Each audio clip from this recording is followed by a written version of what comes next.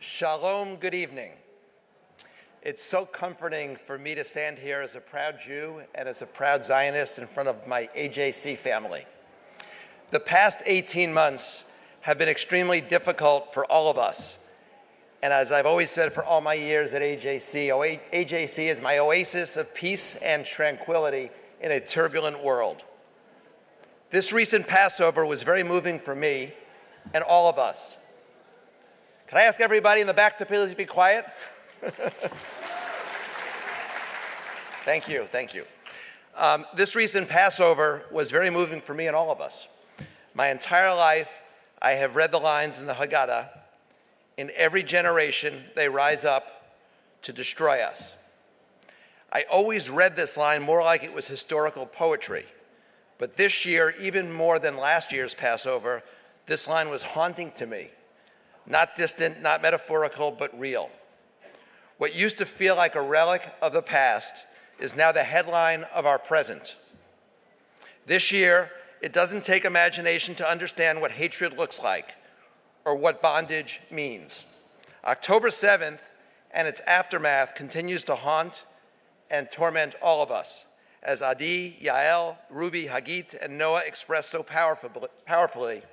We desperately await the 59 hostages to be returned home.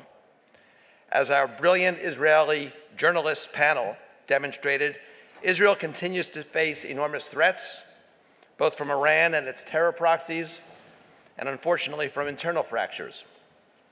Here in the United States and around the world, anti-Semites have become emboldened, attacking our synagogues and our students, attempting to drive Jewish pride and Zionism underground. We will not let this happen.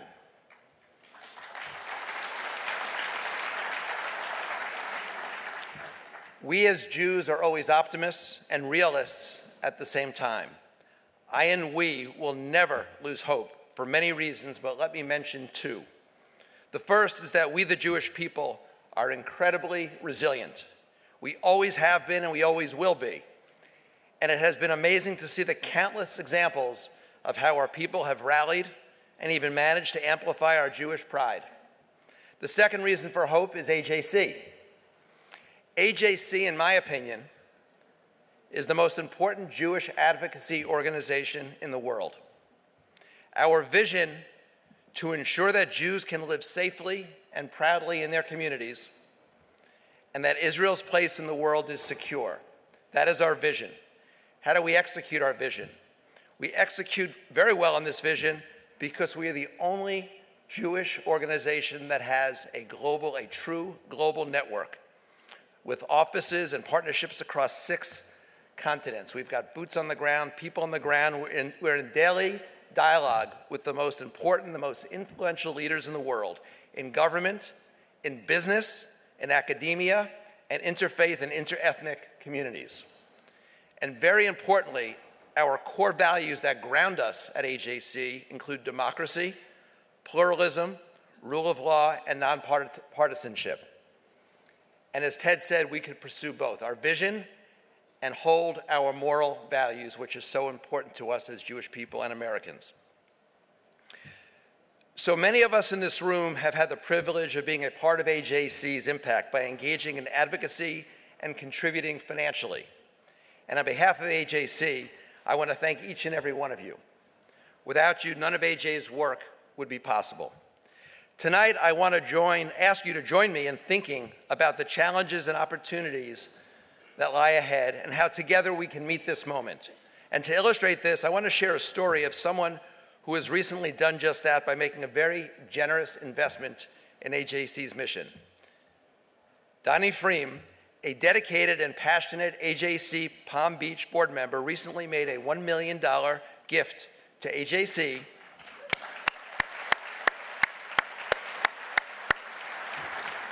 Don's gift is to support our global work of fighting anti-Semitism and strengthening Israel's place in the world. This gift establishes the Donald M. Ephraim Global Jewish Advocacy Award. Beginning at next year's Global Forum, AJC will present this award annually to an individual who has made a significant contribution to combating anti-Semitism, promoting Israel's legitimacy, supporting global Jewish communities, or fostering interfaith understanding. This pool of individuals will include alumni of AJC Project Interchange, one of my favorite programs at AJC. This extraordinary program has brought over 6,000 leaders from more than 120 countries to Israel and has literally changed the hearts and minds of opinion leaders around the world. It's an amazing program. At a time when it can feel isolating to be a Jew, Don's vision ensures we can recognize and celebrate those who have been steadfast allies to the Jewish people. So please join me in expressing our deep gratitude to Don for his visionary gift.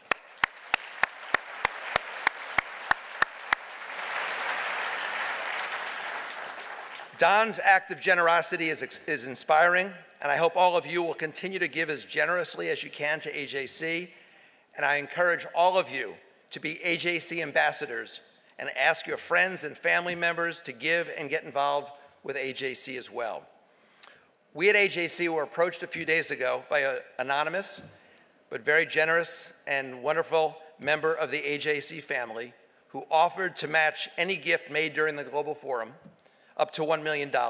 So for every dollar you give starting now through the closing, an anonymous AJC donor will give an additional 50 cents to AJC. You give $1, $1.50 goes to AJC. You give $10, $15. You give $100, $150 goes to AJC. You can help us make this goal by speaking to an AJC staff member, using the pledge cards on the back of your program, donating online, or through the AJC Forum app, or the AJC website, or you can reach out to me personally.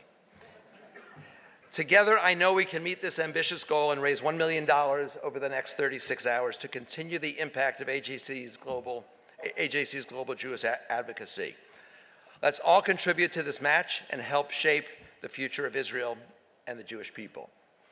So now I'm pleased to introduce our next panel, which will very much illuminate the global challenges we have all been discussing.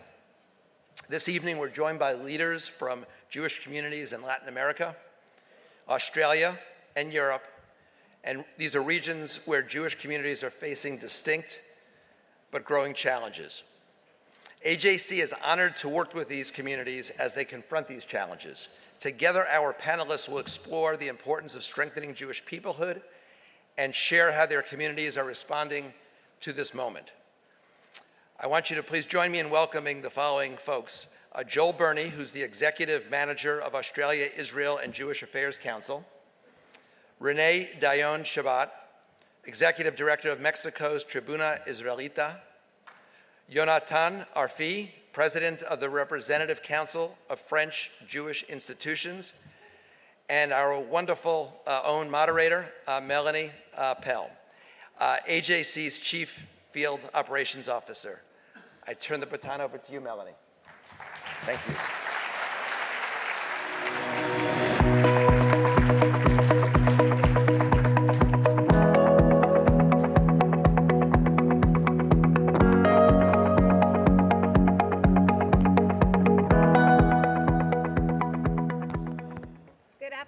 Everybody. It's so lovely to be with all of you, and I want to thank our panelists for being here with us as well for this really important conversation. We have an incredibly distinguished group of speakers. We have all of you, and we want to dive right into this really important conversation. So I'd like to frame our conversation this way. There are a lot of terrible stories we could be telling, and maybe you will, and you're welcome to. We want to hear those, and we want to hear about the experiences of Jewish communities in your respective parts of the world, but let's also understand where we are today. We had a similar conversation a year ago. Here we are now, all these days after October 7th, and I think it's important for us to learn about and discuss what we have learned since then, what our respective governments are doing, what we can learn from that, and how we can lean into our sense of Kol Yisrael Avraim Zeh Bazeh, our collective global Jewish peoplehood and our sense of responsibility. So AJC is the global Jewish advocacy organization for the Jewish people, and these challenges are global. You represent different parts of the world. We have Australia, we have Mexico, we have France, and there are questions that remain. The experiences you all have are different. But there's a lot we need to learn about our sense of belonging, our sense of security, our sense of connectedness to our own countries. So let's begin with a little bit of a gut check. And we want to hear the good, the bad, and the ugly from all of you, because the good news is that not all the stories are terrible, and that's important for us to hear too. So Renee, let's start with you. We're going to go geographically closest to farthest. Mexico and the US are interconnected politically, economically, culturally. We certainly have seen a rise of anti-Semitism here in the United States. And tell us what the experience has been like for the community in Mexico. Thank you, Melanie. It's an honor to be here this afternoon. Things in Mexico are very different. Anti-Semitism has never been manifested by physical threat or hostility or public hostility, but nevertheless, we are not immune to the global trends that happen to the rest of the world. Since October the 7th, we've seen an increase in anti-Semitic posts in social media and in media as well. And we also seen a growth in the pro-Palestinian, the small pro-Palestinian groups that are in Mexico, which they manifest themselves with demonstrations in front of the Israeli embassy and of the American embassy, and with cultural events. What's very different from the US, it's what happens in the universities in Mexico. We've had very few, I won't say that we didn't have any anti-Semitic incidents, but none of them have turned into a trend. And we had a couple of intents of encampments which did not succeed. For many, many years, the Jewish community has a strategy to have good relations with the universities, and since October the 7th, we did an approach with the deans of the universities, asking them to support us to have a safe environment for the Jewish kids. And we've done this, and with the help of the students and the authorities, we managed to maintain the level of anti-Semitism in the universities at a very, very low. We understand that things can change very quickly, so every day we analyze the strategy that we are doing, and we try to make all the changes necessary to be sure that we can still be safe in our country. Thank you. Yonatan. The story in France may be a little bit different. And we've all been following the rise of anti-Semitism in France. What can you tell us about where things stand today?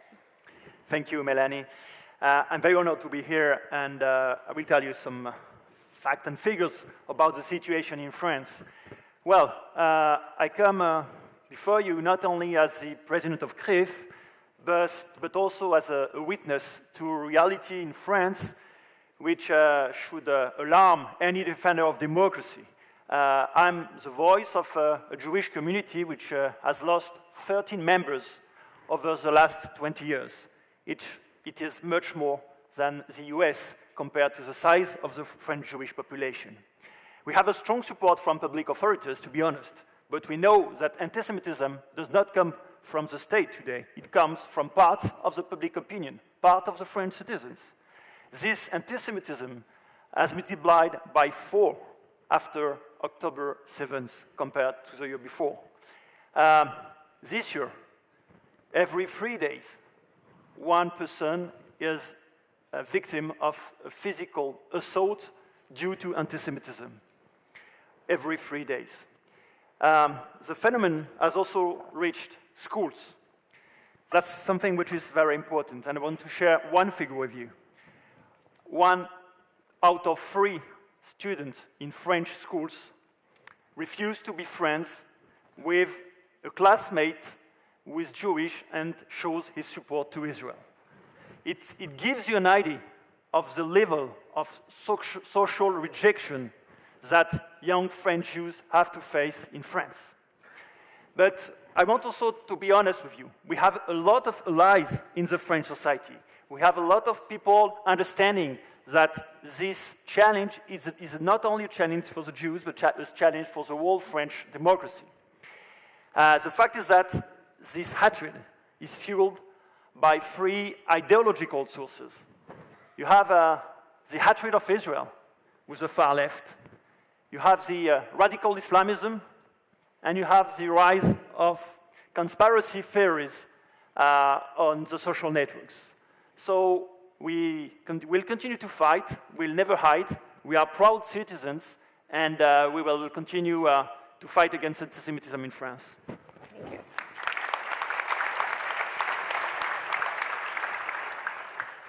Joel, I think many of us here in the United States were really shocked to see the rise of not just anti-Semitism in Australia, but violent anti-Semitism with some really appalling incidents, things being set on fire, all kinds of vandalism, again, a really violent form. So help us paint a little, if you can, a picture for us of what's happening in Australia, and help us understand whether these are really perpetrated under the guise of so-called anti-Zionism, or are there other factors at play as well? So thank you very much for having me. We've unfortunately seen all of the horrible scenes in Australia over the past 18 months, a problem that we never thought existed. The fact that I'm sitting here on this stage right now talking about an anti-Semitism crisis is in stark contrast to what we all thought Australia was for Jews. And realistically, it was a haven for Jews. In every aspect of Australian life, Jews were able to reach the lofty heights of any office, whether that be in politics, in law, in commerce, the arts, entertainment. It really was a utopian world for Jews in many respects. And then in the hours, literally the hours, not the days, not the weeks, but the hours after October 7, anti-Semitism spewed onto the streets of Sydney and Melbourne and other major cities.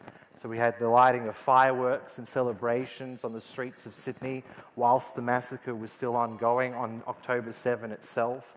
We all remember the scenes at the Sydney Opera House on October the 9th, mere 48 hours after the invasion and the massacre began, where police stood by and watched as crowds chanted, "Kill the Jews, where's the Jews?" and lit Israeli flags on fire. They stood there and they watched while that happened.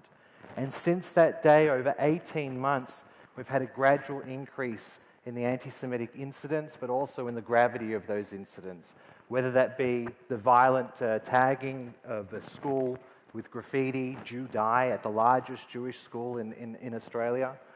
We've had synagogues under lockdown. We've had synagogues being firebombed and burnt down.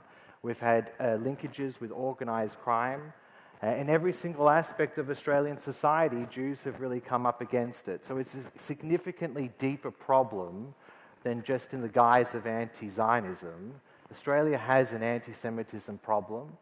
It appeared to have been contained in a box before October 7, but when those Hamas terrorists came over the southern border, that box was unfortunately opened. And in the void of true leadership, which I know that we'll get to later in the panel, that problem was able to fester, and for the past 18 months, Australian Jews have been under siege. Thank you. Let's talk then about the response and how governments are responding. And Renee, last year Mexico elected its first female and Jewish president. And although her Jewishness has not necessarily been at the forefront of her identity, it does speak volumes about the stature and status of Mexico's Jewish community and the society's respect for diversity. At the same time, of course, as you noted, Mexico is not immune to anti-Semitism. So how has the government, you talked about some of the civil society institutions, the universities and the relationships. What has the conversation been like with the government? And do you feel that the Mexican government is doing enough to ensure the safety and security of the Jewish community? Mexico is a multicultural country with a straight separation between church and state. Say that the Mexican government, with the interest of supporting that all the citizens have the same equal rights, in 2003 established a law, again, an anti-discriminatory law that considers anti-Semitism as a discrimination act. And in 2023, they enacted a law prohibiting the use of Nazi symbols, even though in Mexico it's not such a big trend. Nevertheless, we've seen that sometimes the government supports, we have a very strong relation with the government. The Jewish community, we are around 45,000 people in a country of 130, and we have a proactive activity, and we have relations with all the churches, with the civil society, with media, with mass media, with academics, and with universities. And this has been very important for us. We have good relations with the law enforcement agencies, and we have been working with them to ensure that our institutions are safe. Now that I hear what you're telling about what happens in Australia, we seldomly have anything against any Jewish institution or community in Mexico. The government is very close with us. This is a strategy that we've been working for over 30 years. And we think that we have to keep on going. And to keep the safety of the community and the well-being, we have to continue working in a combination of 3 assets. One of them is a strong internal community, a strong internal organization, a very good communication with the authorities, and also good relations with the rest of the civil society. So then you can have the 3 parts of the chair, well, of a chair of 4, now it's 3, and to promote a very good situation for the Jews. We understand that this could change. We don't know what's going to happen in the future, but the good relations that we have with the authorities have made it possible for us to talk to them, to be close to them, and when we've had problems, they always react, so we feel safe. There's other issues in the country, insecurity, drug cartels and everything, but as Jews, we have a safe life. You can walk in the streets of Mexico City with kippah, with tzitzit, whatever, and nobody would shout at you or nobody would do anything. Thank you. Thank you. So again, Yonatan, the situation in France, not so simple either. There's a disappearing middle. We've seen this. We've seen extremism both on the right and the left. Do the Jews of France see their leaders taking positive action, or do they feel that the leadership sometimes is stoking the flames of anti-Semitism? How do you position yourselves with regard to your leadership? Well, the political situation is complicated in France. As you know, we had elections a few months ago, both European and parliamentary elections in France, with results which poses some challenges for the Jewish community, because we have a strong minority from the far right and another minority, but quite strong, from the far left. The far left is very vocal against the Jews, very vocal on the war in Gaza, using that as a pretext, as an excuse to target Jews.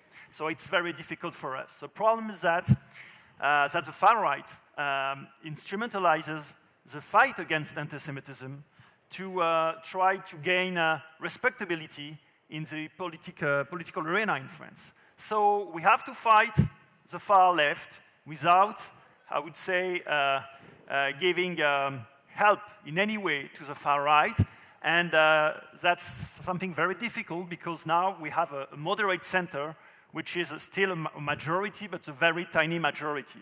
Everyone is very worried regarding the coming presidential elections in 2 years' time now, in 2027.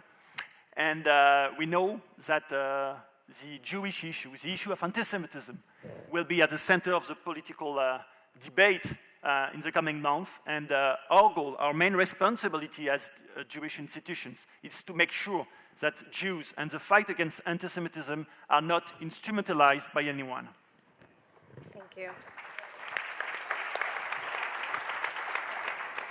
Joel, Australia is having an election in a few days, May 3rd, and it appears there's this choice between the Labour Party and the Liberal Party. Can you tell us a little bit about the distinctions in the two parties and how they're approaching anti-Semitism? And we always welcome political predictions. It's always fun.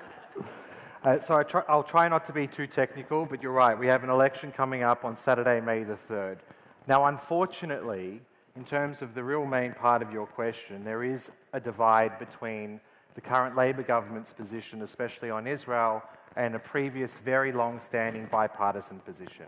And that deviation occurred, it's very important to note, it occurred before the events of October 7, in actual fact a year beforehand, where the Australian government reversed its recognition of West Jerusalem. So when President Trump in his first administration recognised Jerusalem as Israel's capital, the Australian government followed suit by recognising West Jerusalem as sovereign Israeli capital, and then the Labor government removed that, actually on Simchat Torah, on a Jewish holiday, which caused great angst in the community. But since they came into power 3 years ago, there has been a steady departure from that long-standing bipartisan position, and many inside the Jewish community feel as though that subtle antagonism between Australia and Israel has also had a tangible impact on how the government has reacted to the anti-Semitism crisis in Australia. So this Labor government, by many inside the community, has failed to recognise the gravity of the anti-Semitic problem in time. We're ineffective in doing things at the first instance, which allowed the problem to fester and essentially put the Jewish community under siege, as I've said, for the past 18 months. There is a difference with the Liberal Party. The Liberal Party is vocally more, I would say, has a stronger position on Israel at the moment. To give you an example, this current government refuses to answer a question as to whether or not Prime Minister Netanyahu would be welcome in Australia whilst the ICC warrant is out for his arrest. As a steadfast friend of Israel, which has been a friend of Israel since Israel's establishment, that is an awkward place for this government to be. Currently on the polls, and I'm not going to predict the outcome, but currently on the polls, it looks like Anthony Albanese, the Prime Minister, will be retained and the Labor Party will be back in power. However, there is a real opportunity that we fall into minority government, and again, not being too technical, that will mean that the Labor government doesn't have enough seats in the lower house to govern and will require minor parties to form a governing coalition in minority. The concern is that 13%, well currently on primary vote, 13% of the Australian population votes for the Greens Party. The Greens Party is a toxically anti-Semitic party. So any opportunity for the Labor government to form minority government with a party like the Greens would ultimately make the position of the Jewish community in Australia far more difficult when it already is very, very difficult at this time. Wow, thank you. We will be watching. So we really have about 90 seconds left. So we're going to do a lightning round for the last question. And that is really, we have this captive audience here. What can we be doing together to learn from one another's best practices to really fight anti-Semitism together and really support the global Jewish people together? I'll start with you. Yonatan, please. Well, first of all, being together here from different parts of the world is the best answer to anti-Semites from all over the world. Our unity is, I think, our strength, and we have to cultivate that, even if sometimes Israeli journalists seem to be to have some difficulties with that. But I do think that we have to share experience on the fight against anti-Semitism, and we do it with the American jury. We have done it for long, and we'll do it in a common forum, French-American Forum Against Antisemitism in Paris with, between CLIF and AJC in June. So I'm very glad that we'll continue this dialogue in order to be fruitful against antisemitism. Thank you. Joel? So this is not my saying, but it's a good one nonetheless. On October 7, the diaspora community became a little bit more Israeli, and after October 7, Israelis became a little bit more like diaspora Jews. And what I mean by that is that we, in our communities, especially in Australia, we need to look towards Israel to see what the Israeli people did on the day itself and what they've subsequently done. Their strength, resilience, and their determination and their grit is something that we can look to and we can take to our own community, because the Australian community is not going anywhere. We are proud Jewish Australians. We are a strong community, and we will remain loud and proud. And I'll just give you a short story to explain that, and it would be very quick. I was in Israel only 3 weeks ago. I was sitting with a group of Australian journalists, non-Jewish Australian journalists, and we were meeting with hostage families. And the father of Omni Miran, Danny Miran, before we could even start, he looked at me and he said to me, "How are you doing? I hear all the bad things that are happening in Australia." And for a father who's had his his son captive for well over 500 days, and with the anguish and the sheer pain that he is suffering, he within our own peoplehood knew of what the suffering of Australian Jews were like to take the time and the presence to ask me that. That is the Jewish peoplehood in a story, and that's what we will continue to do. We will continue to be Am Yisrael, all in the same heart. And Renee, you can close us out. Melanie, I would like to share with you that our community, it's a very Zionist community. A big percentage of the members of the community have been in Israel. All our kids in junior high school travel to Israel, and they all know Hebrew. We invested a lot of resources in Jewish education. So we have 95% of our kids going to a Jewish day school, which gives us a low rate of intermarriage. And we are very Zionist, but we are very proud Mexicans, and we are very well integrated to the community. And I want to share with you that my pride that today we have 22 young adults of the Jewish community participating in the Global Forum. And that makes us very proud because they are one of a kind. And there's a sense of belonging in the Jewish community. It's like a Mexican Jewish DNA. And you were saying that what we are supposed to do to remain Jewish, and we think that we have to go in the same sense that we are doing. And I want to thank AJC, just to wrap up, AJC and Bila for allowing us to participate in this forum, because of course sharing experiences, learning what our communities are doing, it's a very important thing for us in Mexico. And thank you very much. Thank you all. Thank you all for your leadership. We will continue to work with all of you and work together, and Am Yisrael Chai.